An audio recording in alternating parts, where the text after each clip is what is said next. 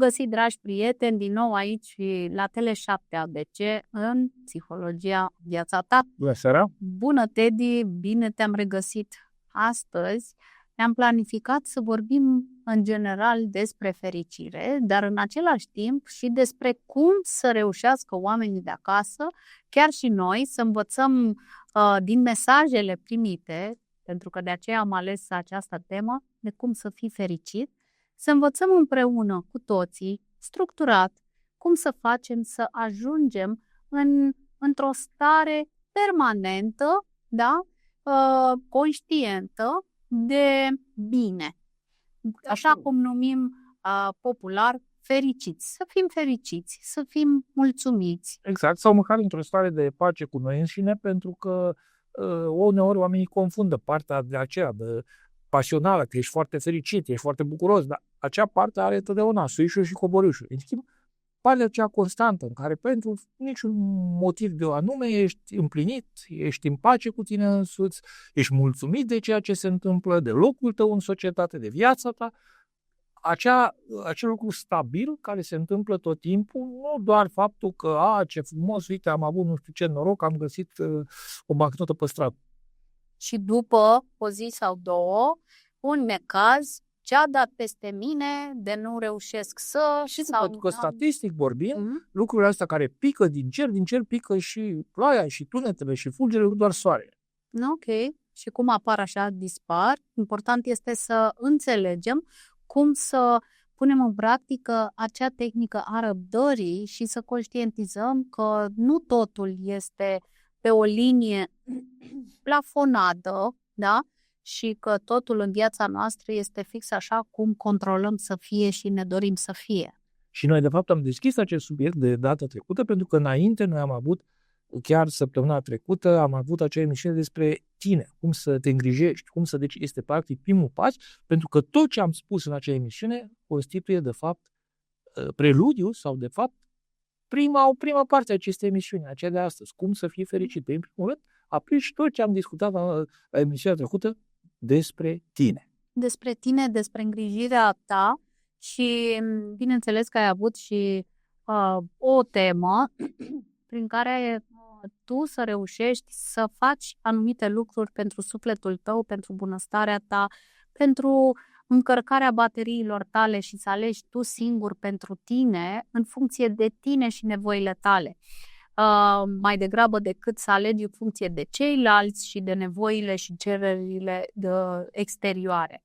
Așa că fă o scurtă analiză, da, eu sunt cu analiza, da. Și vezi dacă ai reușit și ce te-a oprit dacă nu ai reușit să prioritizezi treaba asta pentru tine, să îți încarci bateriile, să te plimbi, să îți bei un ceai în liniștea ta, în liniștea razelor de soare, în liniștea ușoarelor gânduri, nu a supragândirii. Ce ai făcut bun pentru tine săptămâna aceasta de ți-ai încărcat bateriile?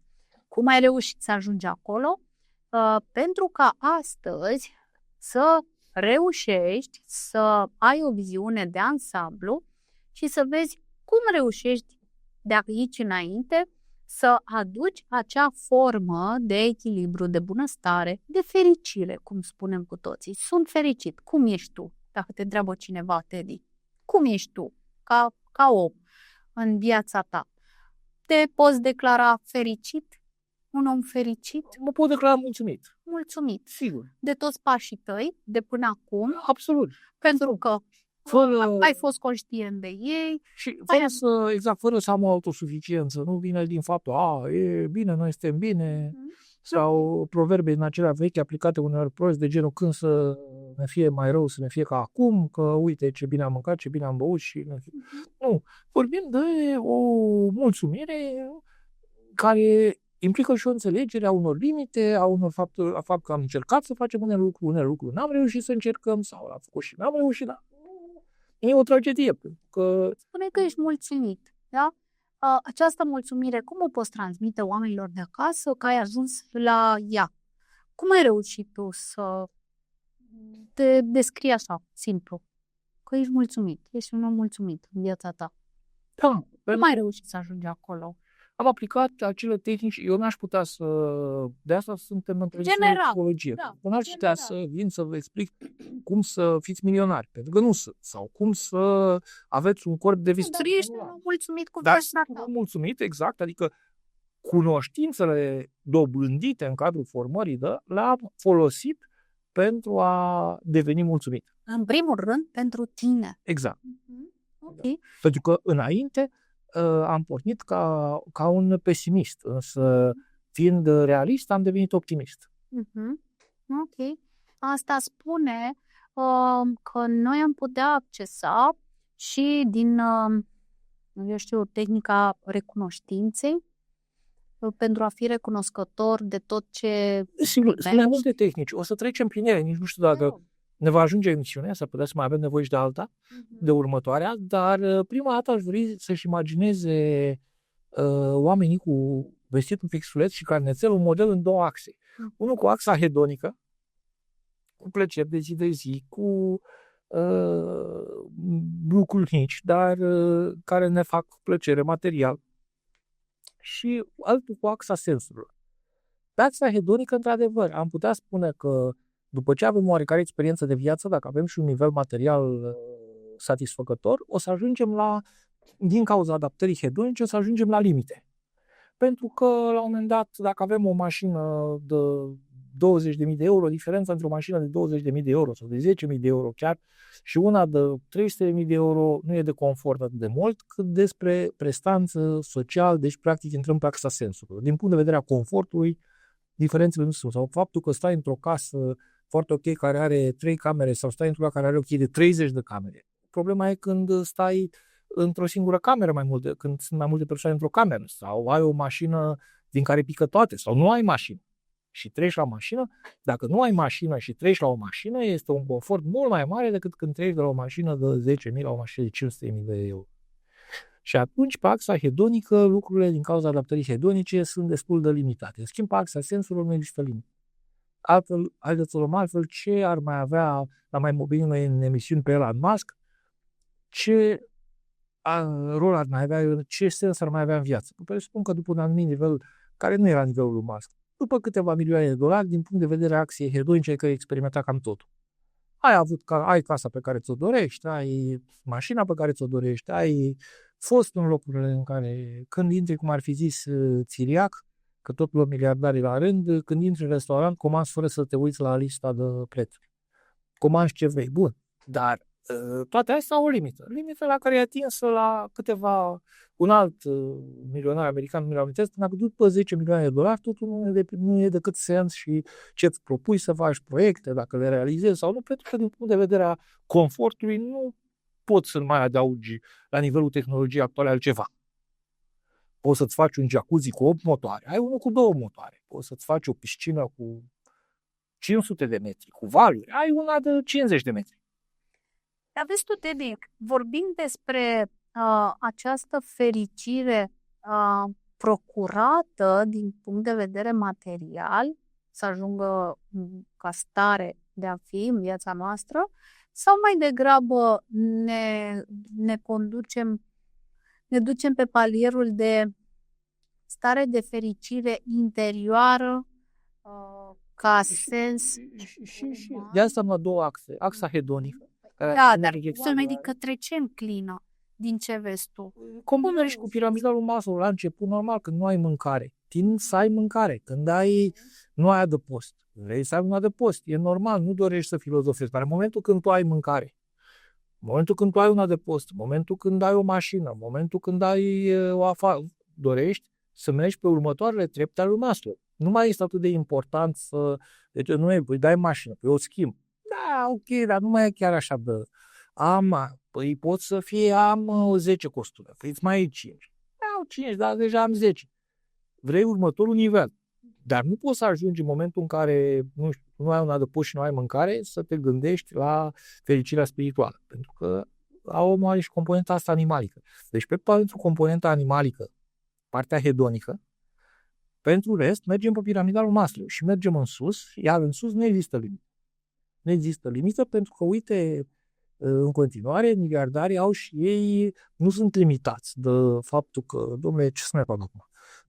Nu știu, poate scopul lor este să-și dubleze averea, deși este foarte mare. Poate scopul lor este să ajungă pe Marte, să facă un oraș. Poate scopul lor este să eradicheze nu știu ce boală de pe pământ. Atunci când unele persoane aleg piramida lui Maslow și linia hedonică, care este scopul în perspectivă, în viitor?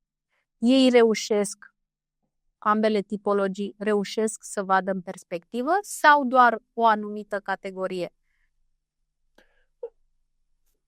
Deci, revin, le văd ca ceva interdependent, adică nu știu dacă există o graniță care este... Adică, uite, am să dau un exemplu pentru că mi-a venit în minte așa. A venit în cabinet la mine o familie cu 7 copii, mămica însărcinată.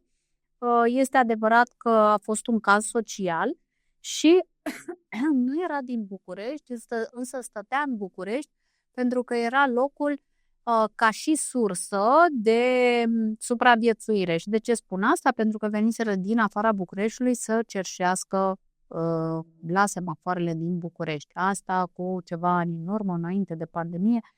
Și ce s-a întâmplat atunci? S-a întâmplat următorul lucru, fix ceea ce spuneai tu. Doamnă, eu nu am mâncare pentru copii și singura variantă era ca eu să vin într-un oraș mare, să pot să-mi împrăști copiii și să-i supraveghez. Deci, e dur ce spun. Da. Însă, să știi că după o perioadă, copiii mai mari au reușit să înțeleagă ce altceva pot face ei, să aibă un viitor mult mai așezat și echilibrat, fără a acționa în prezent din urgență, da? Pentru a nu muri de foame. Bun, dar asta nu înseamnă că trebuie să ne îmbuibăm și că ne putem gospodări cu puținul acela la noi acasă și mama să meargă cu ziua la vecini, iar noi să ne organizăm, că suntem atâția. Copiii au fost cei înțelepți în acea situație, fără a gândi din perspectiva piramidei lui Maslow, ci pe o linie verticală, cum ai spus și tu, de creștere în viitor și de a investi pas cu pas atunci pentru ei, nu din nevoia urgentă de a se hrăni, chiar dacă asta era o prioritate maximă, pentru că erau pe nivele de vârstă diferite, nevoile erau diferite.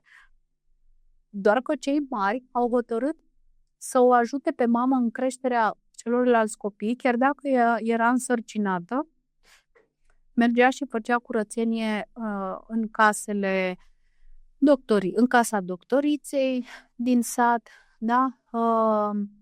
În casa preotesei și mai erau doamne de la un notariat de acolo care avea o casă de vacanță la ei în sat, în curte, treburi ușoare, dar care să le mențină linia de supraviețuire, iar copiii să învețe, să meargă la școală, să învețe. O fată și un băiat erau mult mai mari și au înțeles că pregătirea lor într-o meserie era urgentă, da?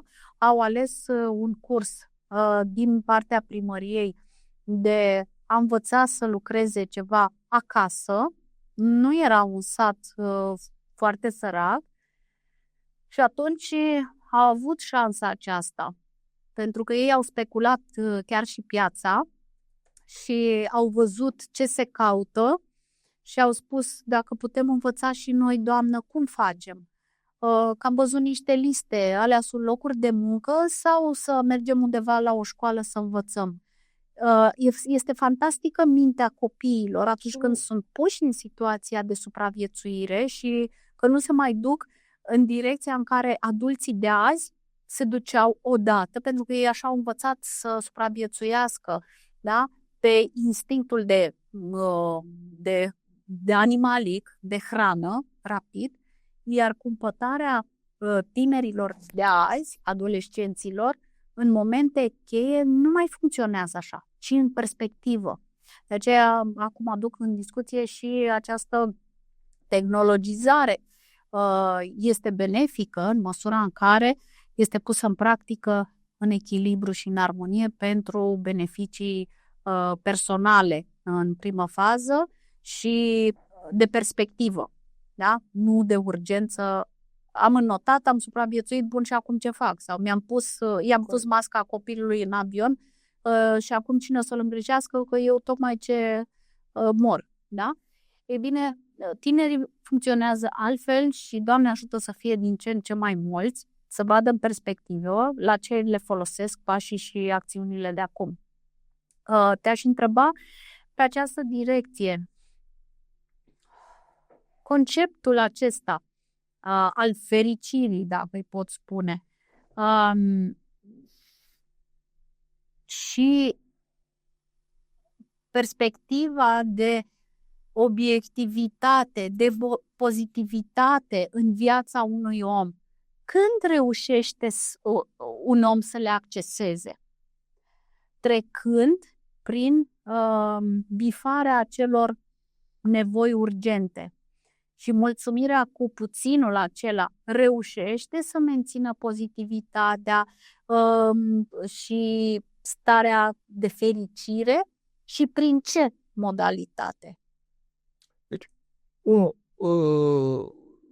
poate unele zile se repetă pentru că am avut discuții la astea, dar e foarte clar că noi trebuie să recunoaștem că unii oameni s-au născut mai pesimiști și alții mai optimiști. Bun. S-au născut mai înalt sau mai blonzi sau mai gri. Dar în momentul când noi am conștientizat zestra noastră genetică și tot ceea ce s-a întâmplat până acum, educația, socializarea, putem ști de unde pornim. Partea pozitivă este că există tehnici și există lucruri care se pot învăța care să te ajute. Să te ajute înseamnă să te ajute, nu că vor rezolva complet problema, îți vor rezolva faptul că tu te-ai născut pesimist și ai, prin modelele pe care le-ai aplicat în copilărie și cum ai fost educată, se pot șterge în 2 minute. Deci nu există soluții minune. Dar partea pozitivă că există o soluție, există tehnici, există lucruri pe care le putem face și ne-am spus, noi deja am început pentru că de 2 emisiuni vorbim numai despre asta. Chiar și în emisiunea dinainte de când am vorbit de reziliență. Da. Reziliența este o parte a fericirii, pentru că există foarte mulți factori de stres, cu cât reușim să îi manageriem și cu cât reușim să ne păstrăm calmul și pacea interioară și să ne revenim rapid, indiferent de ce. Suntem fericiți. 2. Când ne îngrijim, exact tot ce a spus emisiunea trecută, de exerciții fizice, de exerciții de pace mentală, de curățare fizică, de curățare mentală, deci tot ce am spus în ultimele 2 emisiuni, practic sunt prima parte a emisiunii de azi. Și în a doua parte ne vom concentra și pe alte tehnici care există. Ideea este numai să le aplicăm.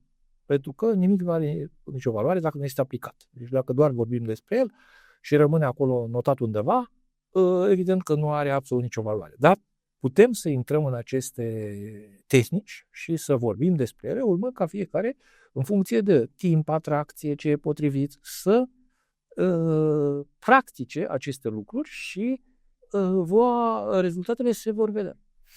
Ok, atunci hai să mergem spre diferențierea dintre fericirea de moment, da, și fericirea durabilă, da? Ceea ce înseamnă ca perspectivă în timp a alegerii pe care un individ o face azi, acum. Indiferent de ce tip este acea decizie, în funcție de ce o ia. Să fie fericit de moment sau să fie fericit în viitor. Să așeze liniștea, pacea interioară, bunăstarea, echilibrul. Da? Deși cele două lucruri sunt evident din nou, cum bine știm, complementare. Adică nu se exclud, nu se... De exemplu, o modalitate pentru fericirea pe moment, numai chiar și ieșirea din depresie. Depresia fiind alt capitol pe care îl vom aborda cândva. Dar chiar și un lucru care asigură fericirea de moment este, de exemplu, sport, în toate formele lui, exercițiile fizice. Da, acei pași mărunți, da, despre care noi vorbim în cabinete. Exact, pe lângă faptul că se secretă endorfine, nu știu, spunea cineva care e cea mai bună băutură din lume. Păi cea mai bună băutură din lume e paharul de apă, dar după ce a alergat nu știu cât. Și cea mai bună șampanie sau vin vechi de nu știu cât zeci de ani. Care îi porți oferi corpului tău, da. Exact. Și atunci nu greșești, sigur că nu greșești, dar este o soluție de moment dacă aceste exerciții fizice nu sunt regulate sau chiar dacă sunt regulate, nu fac parte dintr-un ansamblu. Pentru că aceste soluții sunt complementare. Nu vorbim doar de o singură soluție. Vorbim de un mod de viață care să-ți asigure împlinirea nu doar fizică, ci și psihică. Uite, am să-ți dau un exemplu. Ce are?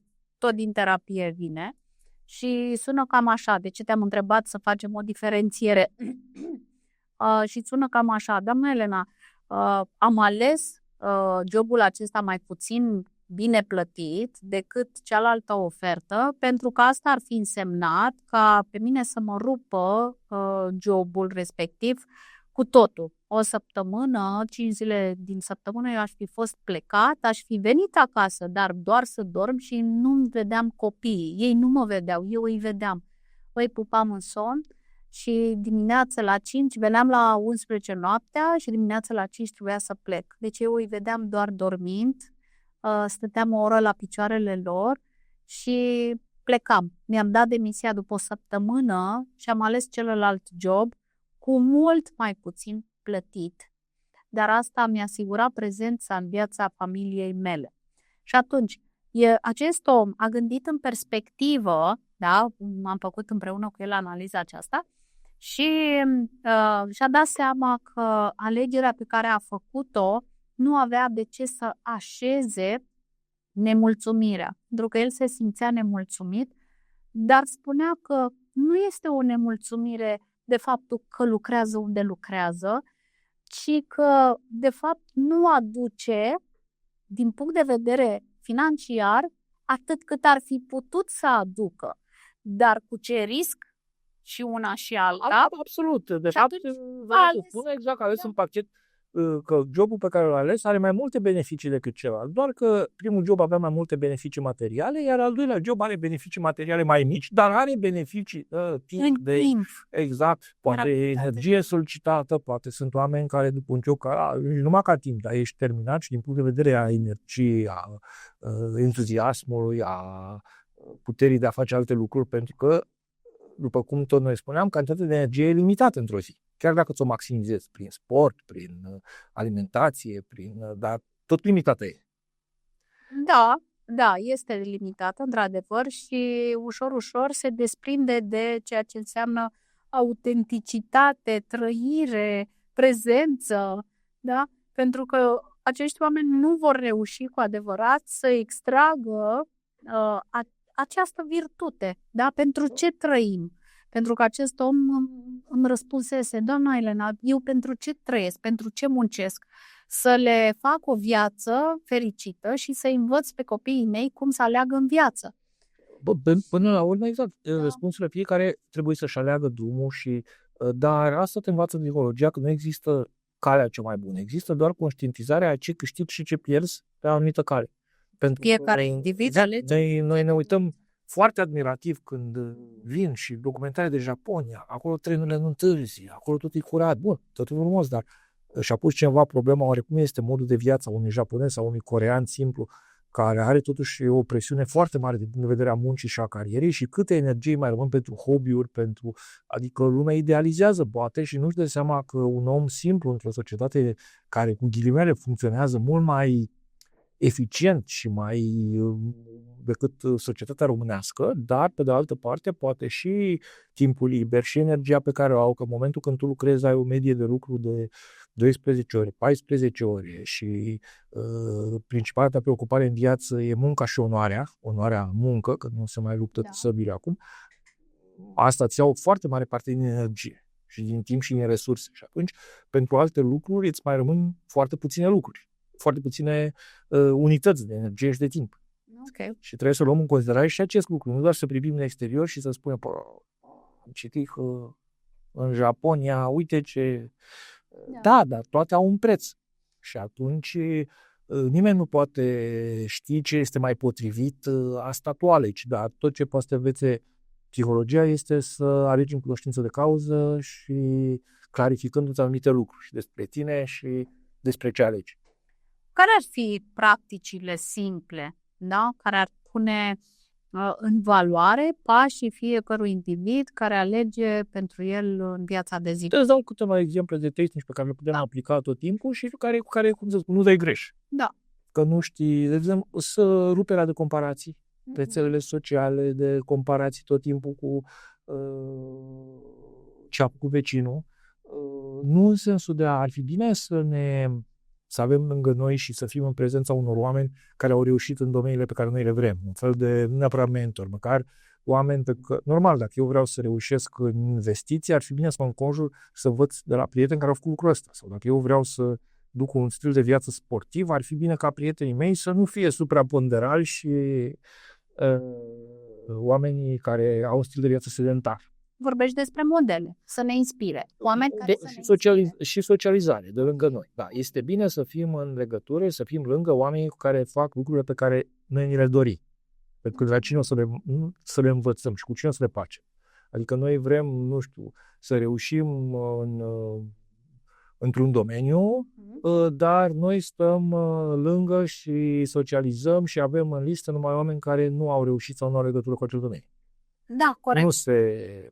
Pe de altă parte, să nu ne raportăm, ce spuneam, la comparații tot timpul cu X, cu Y, cu Z, pentru că, în general, oamenii au tendința de a se uita în sus, nimeni nu se uită în jos și atunci, practic, în general, comparațiile informația de pe rețele de socializare este, nu aș spune neapărat fake, dar este cu filtre, cum sunt pozele din Instagram și din photoshopată. Și atunci nu doar pozele sunt cu filtre, și oamenii în realitate sunt, nu știu cum, mai slim, mai înalți, mai frumoși, mai fărăcute, dar și viața lor este mai înaltă, mai frumoasă, mai slabă, mai fărăcute. Dar nimeni nu știe cu ce costuri. Absolut, absolut. Dacă ei așa o prezintă. Exact, dar de prezentat, în mare parte, sunt prezentate părțile frumoase și atunci, sigur că lumea, uitându-se doar la lucrurile astea, la un moment dat este, băi, dar cum omul are... Lucrăm la același companie și ăla își permite 3 concedii în Asia și eu am permis o ieșire în Turcia la mare. După aceea și atunci, luându-te tot timpul uitându-te în sus, aceste comparații nu au nicio valoare practică și doar te demotivează și te abat din drum și ți-au energie. Practic, sigur, ar fi dacă ai avea o relație tip de mentor cu cineva, uite, pe modul, nu știu, investim amândoi pe bursă. Bun, hai să văd ce portofoliu ai tu, unde ai avut, învățăm, vedem, e ceva constructiv. Dar să te uiți numai la oameni care afișează un stil de viață ostentativ, de multe ori fals, și să spui eu nu l-am, deci înseamnă că ceva e greșit la mine, pentru că uneori ei încearcă să-ți vândă ceva și atunci îți spun, uite, fă ca mine, sau uite ce ar trebui să faci, uite, și îți induc ideea că tu greșești undeva, că ceea ce faci tu e greșit și, în schimb, ceea ce vii la ei să-ți explice cum și ce și nu știu ce. Și uneori, cum erau și în sistemele alea de tip MLM, bătaia de joc este împinsă la maxim, pentru că dacă cumva tu nu reușești, vii și zici, păi am făcut și n-am reușit să fac vânzări cum ați spus, sau n-am reușit. Tu ești de vină, că n-ai respectat regulile pe care ți le-am dat noi. Ce trebuie să faci? Da, dacă tu ești dita mai prostul și nu reușești să vinzi, nu reușești să investești, nu reușești să menții regulile, păi, doamne, noi ți-am dat regulile și pe lângă vinovăție, pe lângă mai pleci și cu alte pietre, că pe lângă tot ce aveai tu negativ, mai vii și cu eticheta că nu ai respectat ce ți-a spus gurul de la investiții, gurul de la vânzări, gurul de la reușit în viață, gurul de la să ai succes pe social media. Și atunci cum să vină omul către ceea ce tu spui și susțin și eu, Teddy? Când spune, păi da, domnul Teddy, dar eu am citit într-o carte, da, că dacă respect cei 3 pași, ajung la fericire. Și eu i-am respectat pe ea. Dar ce se întâmplă? Că fericirea la mine nu a ajuns, nu o simt. Cum se simte fericirea? Ca și guru, nu, vedem, glumim, dar asta este o altă problemă, că tot referitor la social media și la Google, că este mult prea multă informație și circulă și foarte multe informații neverificate. Exact ceea ce spunea Yuval Noah Harari, care la un moment dat venea să spunea, păi da, vânătorile de vrăjitoare din nefericire au fost făcute pentru că unii oameni au spus așa scrie în cărți. Ce? Păi că vrăjitoarele au anumite semne, fac anumite lucruri, deci nu orice scrie în cărți, după care, fără niciun spirit de glumă, au fost vremuri când oameni, din nefericire, în special femei, au fost torturate barbar, au fost ucise barbar, a fost ceva îngrozitor de niște oameni care erau ferm convinși că ei au citit în cărți, că ei s-au documentat, pentru că circulau și manuale de cum să eradichezi vrăjitoria, cum să tai din rădăcini toate lucrurile astea, deci de oameni care erau cu ghilimele de rigoare informații, citiseră că femeile fac anumite vrăji, manipulează, fac lucruri dedicate lui Satan și atunci veneau foarte documentați, au citit cărți, echivalentul eu am citit pe internet azi, eu am văzut pe TikTok, cum m-am păcălit? Păi am văzut pe TikTok, cum adică? Și veneau cu informația, după care o aplicau cu ghilimele, producând niște lucruri inimaginabile. Da, și atunci dezastre, sau războaie, sau pentru că ei au citit niște doctrine sau au citit niște cărți. Deci depinde și ce fel de cărți citești. Pentru că nu există o cenzură a informației bune și rea. Informația vine de valmă. Da. Faptul că ea e și bună și rea reprezintă cele două lame ale aceleași cuțit. Informația nu este rea, nu este bună. Informația e informație. Dar dacă un om nu are un set de valori, nu are discernământ, nu are o anumită direcție, atunci poate că alegerile vor fi cele mai puțin benefice, care îi vor da mai multe experiențe de trăit până când va reuși să discearnă și să ia deciziile cele mai bune pentru ca la final să-și dea seama care este definiția fericirii pentru acea persoană. Există sigur profesori nu neapărat psihologi, există oricine profesorul de la școală ar avea părinți, evident, ce spunem noi, primii profesori, profesorii de la școală, antrenorii, cei care se duc la sport, antrenorul are un rol de mentor, mentorii din viața ta, mentorii de la carieră, mentorii din viața particulară. Toți au un anumit rol în a te modela, dar până la urmă tu trebuie, pentru că dacă nu reușești, până la urmă viața este profesorul ultim și în momentul în care te dai capul de pereți și începi să spui întrebările, pentru că când e bine nu spui nicio întrebare, în momentul când te dai capul de pereți înseamnă că te dai practic realizezi de problemele pe care ți le pune viața și că dacă tu nu ți le-ai pus sau le-ai evitat sau n-ai avut profesorii corecți, până la urmă viața te pune în întrebările acestea și te silește să meditezi și să meditezi și să meditezi, pentru că practic sunt oameni care nu reușesc să treacă de zidul ăla și tot au capul de zid, dar nu... Dacă ne-am luat după mitologia indiană, probabil în viețile viitoare, dacă ele există. Deci extragem așa din ceea ce am discutat noi până acum, că orice tip de alegeri pe care noi le facem în viața noastră țin de cât de ancorați în prezent suntem, legat de acea acțiune, acea hotărâre, decizie, cât de prezenți cu dorința de a ne fi mai bine sau care ne este obiectivul setat, da? Și în funcție de asta să ne dăm seama dacă experiența respectivă ne furnizează informații în a persevera sau în a învăța din nou sub o altă formă, din motive, cum ai spus și tu, de evitare, de frici, diverse frici, temeri, da? Că evitarea de asta vine în viața noastră. Evităm pasajul respectiv, că e întuneric, că ți-e frică, dacă se prăbușește, dacă, până când viața te va forța să o iei prin pasajul ăla, că ce să vezi, în ziua respectivă este maraton pe la suprafață și tu nu poți să o iei pe nicăieri decât prin acel pasaj. Da? Este important să vedem că până la urmă tot viața ne dă șansa să scoatem la suprafață cele mai profunde capacități ale noastre, în fața cărora să stăm, să nu fugim, să nu dăm bir cu fugiții, nici de fericire, nici de frică, și să învățăm de acolo cea mai puternică tehnică, da? Aceea de a ne mulțumi nouă înșine de puterea, de capacitatea noastră de a sta drepți, onești, în fața provocărilor.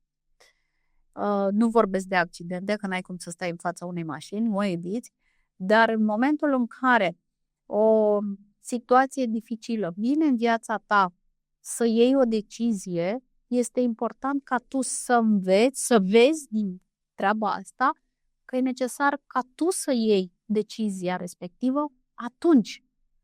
Nu marți la ora 3, nici cu o săptămână în urmă. Fix atunci. Pentru că de-aia a venit în viața ta.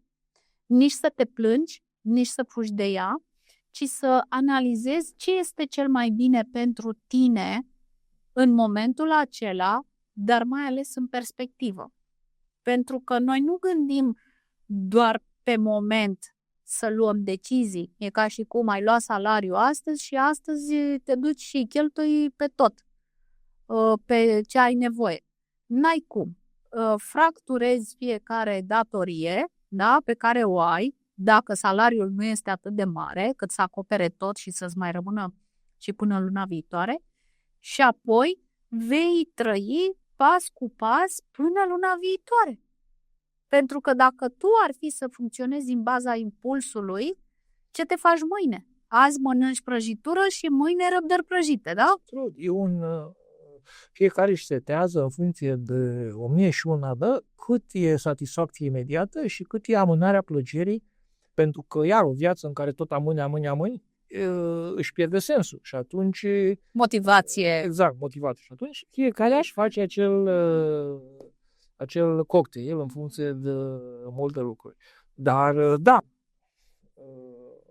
corect, și putem să revenim tot la tehnici care aduc tehnici recomandări. Recomandări, că nu există nicio rețetă a fericirii și o carte scrisă de bunica fericirii. Există, dar tot așa, nu... Este important să le cernem, nu? Să cernem orice informație, exact cum spune și vorba, fă ce spune popa, nu ce face popa. Da? Cam așa. Pentru că el ne informează, ne spune și noi știm că e bine ce ne spune, exact. Și vedem că el face. Alt principiu care ce echilibrul. Echilibrul ce înseamnă? Echilibrul în toate. Echilibrul între satisfacție imediată și satisfacția pe termen lung. Echilibrul între plăcerea imediată, plăcerea pe termen lung. Toate au un echilibru pe care fiecare trebuie să-l găsească. Aici este farmec. Pentru că toată lumea eu l-am puțin mai așa, tu l-ai puțin mai așa și puțin ăla mai așa, alea 2 grade, mai la stânga, mai la dreapta, reprezintă foarte mult.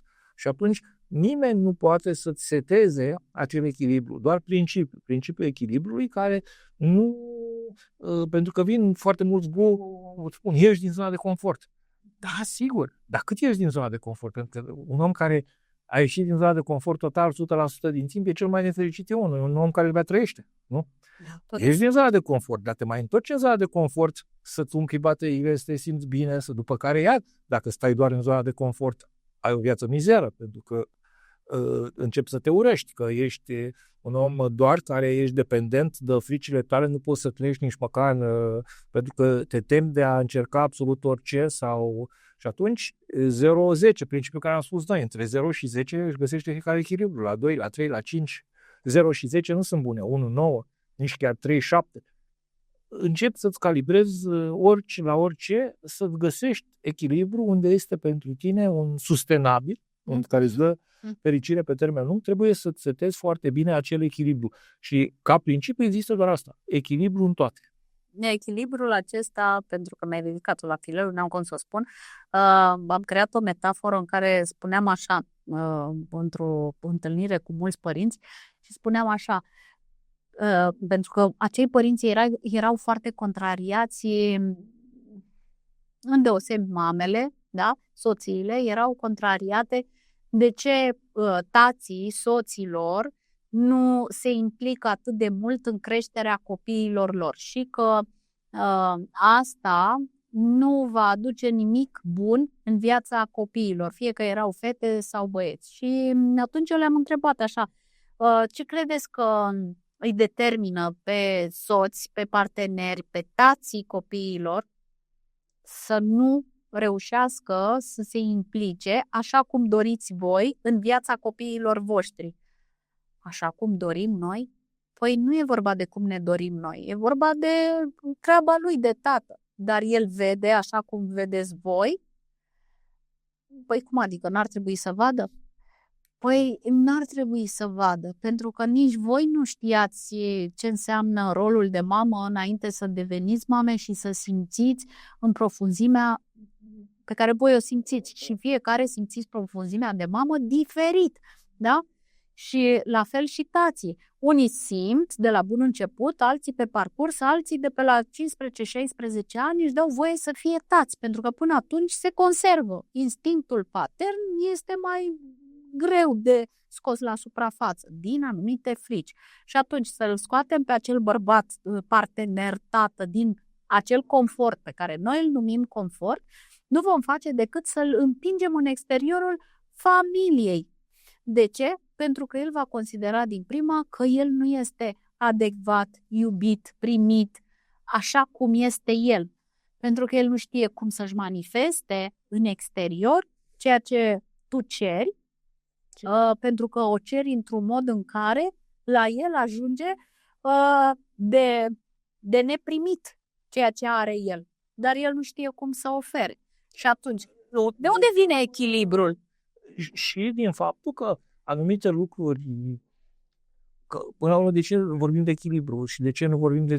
Că orice lucru, dacă luăm lucruri benefice, dacă sunt prea multe, nu mai sunt benefice. Nu știu ce, o mâncare e un lucru, da, e foarte frumos, e o plăcere, mănânc, mă hrănesc, prea multă mâncare, ajungem la 300 kg. Sportul, toată lumea, sport, da, dacă tu uiți la mari atleți, la un moment dat există o limită. Pentru că ar fi simplu, dacă toată viața, dacă sportul ar avea beneficii nelimitate, atunci dacă cineva care are 2 de poliție ar trebui să aibă, dar nu, probabil se va prepădi destul de curând cu ripuri ale care 2 de poliție. Și atunci există peste tot anumite limite. Da, o cantitate de sport în funcție de vârstă e benefică. O cantitate prea mare devine nocivă. În absolut orice, o cantitate poate fi benefică, o altă cantitate devine nocivă. Și invers. Da. Este adevărat că lipsa acțiunii în viața noastră nu poate aduce decât învârtirea într-un cerc vicios. Da? Și de aici vine și vorba aceea cu care eu nu prea sunt în acord, să zic, dar cine alege, alege pentru că nu alege pentru mine, alege pentru sine. Și este acel cuvânt de, da, doamna Elena, încerc. Încerc să ce? Încerc să te învârți în cerc sau da, fac? Da, vreau să fac. Da, pentru că tu ți-ai identificat planul, da? Obiectivul spre care tu dorești să ajungi, să-l atingi și atunci la final tu spui încerci să atingi ceea ce îți dorești, să fie deja în viața ta de ieri, înseamnă că nu-ți dorești suficient de tare sau de ce altceva ai nevoie? Ai nevoie de ceva din exterior sau ai ceva nevoie din exterior să-ți explice cum stă treaba în interiorul tău? Sunt aici. Hai să vedem și o luăm de la capăt, da? Pentru că de multe ori oamenii confundă aceste intenții din partea universului, hai să spun, în fața cărora suntem puși tocmai să învățăm să fim mai prezenți, mai conștienți, mai cu ochii deschiși, ochii minții, ochii sufletului, ochii trupului și așa. De ce? Pentru că noi avem nevoie și de hrană mentală, cognitivă, da, informațională, teorie, și de hrană spirituală și de hrană relațională și atunci dacă nu avem din toate câte puțin, așa cum spunem, echilibrul acela în toate, cum să reușim să atingem un obiectiv care să fie benefic și dădător de bine și de fericire în toate celelalte? Că n-ai cum să fii în relații bune nici cu mama, nici cu tata, nici copiii, nici partenerul sau colegii sau societatea dacă tu nu reușești să te vezi pe tine. Ești fericit tu cu tine? Ești recunoscător pentru tot ceea ce tu ai făcut până acum și greșit și mai puțin greșit și de tot felul, toate alegerile tale? Nu. Denigrezi toată treaba asta? Da. Ai cum să o ștergi? Nu. Și ce poți face cu tot ce ai făcut?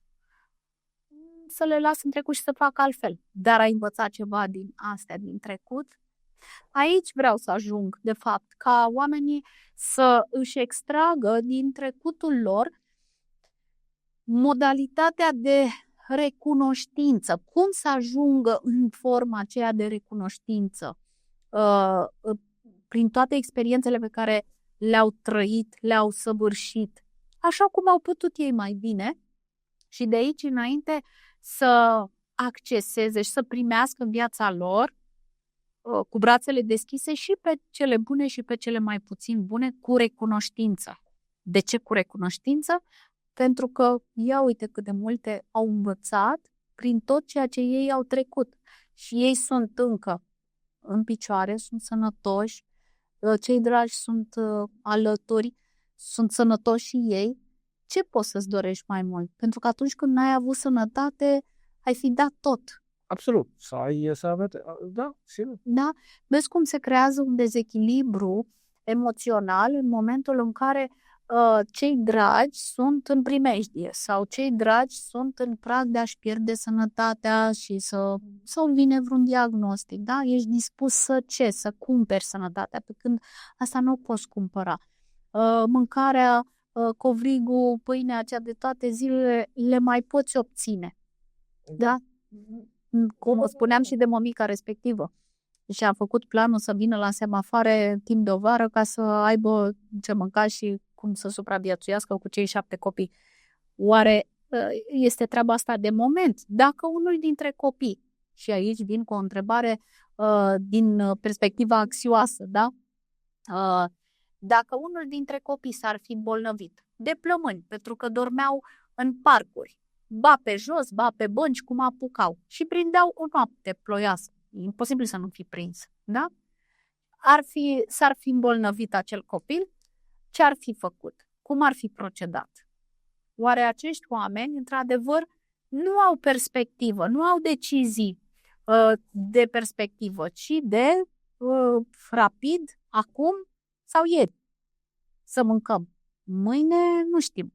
Exact ce am vorbit la piramida lui Maslow, după aceea te duci dar dacă nu ai baza, nu poți să mergi la treptele superioare. Și atunci recunoștința vine în viața fiecărui om, fiecare om îi dă acces recunoștinței la un anumit nivel. De? Pentru că până la urmă, chiar și ei, dacă se uitau la documentare, ți-am spus... N-aveau cum. N-aveau televizor, n-au acces la șmector. În ultima vreme, exact. În ultima vreme există telefonul. Da. Care n-aveau acces. Da, și chiar dacă aveau acces, aveau TikTok sau orice altceva de... Da, dar uite, da? Una din tehnicile pe care o aplic și eu, o dau din casă, mă uit la documentare despre cel de-al doilea război mondial. Și mă gândesc că dacă te uiți la, nu știu, Stalingrad, asediul Leningradului, cum trăiau, în ce condiții, în timpul marilor bătălii, frontul de vest, primul război mondial, când stăteau în tranșee ani de zile și în ce condiții, deja acasă te simți ca un fel de rege, ca un fel de Bill Gates într-o vilă cu 240 de camere, piscină și servitori. Devin cele 2 camere prin extrapolare, până și viața lor în parc, față de viața din tranșeele primului război mondial, e o viață frumoasă, pitorească, liberă, nu se... Și asta spun, deci totul este relativ cu ceea ce compari. Și dacă înveți să faci acest reframing și să înțelegi că, sigur, sunt foarte mulți oameni pe care îi invidiezi, dar foarte multe lume care îți invidiază viața aia ta.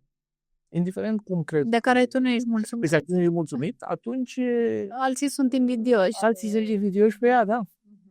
Deci chiar și Asta e ca atunci când mergi pe stradă cu partenera sau cu partenerul, nu-i mai dai atenție că s-a așezat monotonia între voi și alte persoane se uită către partenerul sau partenera ta și tânjesc. Tânjesc, sigur.